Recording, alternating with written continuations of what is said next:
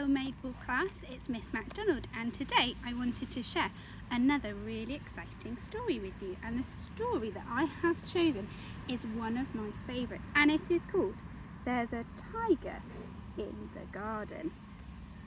Here's the front cover.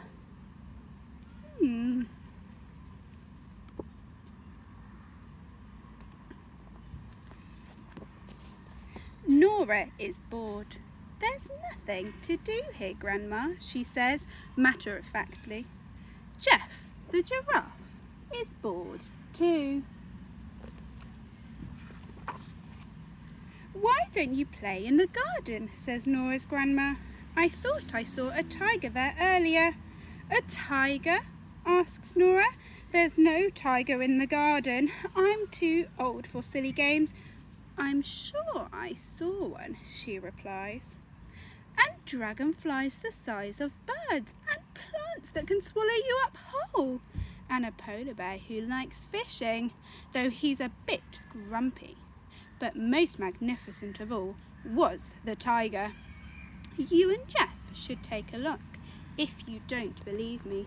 Do you believe Nora's grandma? She's being silly, Jeff, says Nora, standing outside in the garden. There's no tiger here, just the same boring old garden with boring old plants and boring old... Whoosh! Something whizzes past Nora's face. What could it be? It's a dragonfly.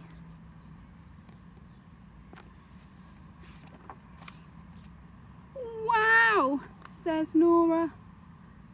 And look how many dragonflies Nora is surrounded by. Maybe her grandma was right. Well, Nora says to Jeff, there might be dragonflies as big as birds, but I know for a fact that there aren't plants that will eat us whole, or a grumpy polar bear, and there's definitely no tiger. Come on, Jeff, let's go home. Jeff! What has happened to Jeff? Can you see?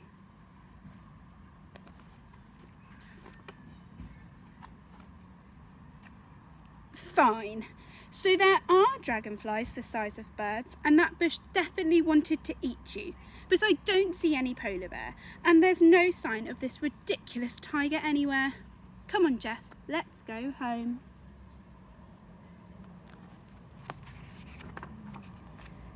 Hello, says a gruff, grizzly voice. Oh, hello, replies Nora. Who's Nora saying hello to? I suppose you're looking for that wretched tiger, aren't you? Says the polar bear. No one ever comes looking for me.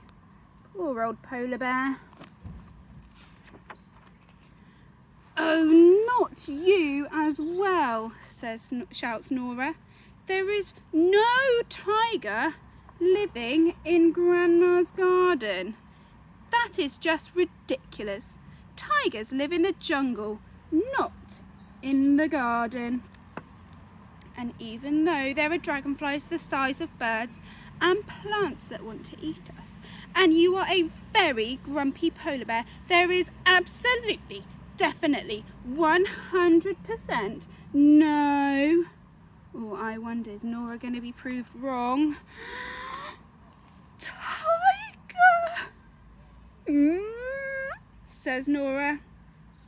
Hello, says the tiger.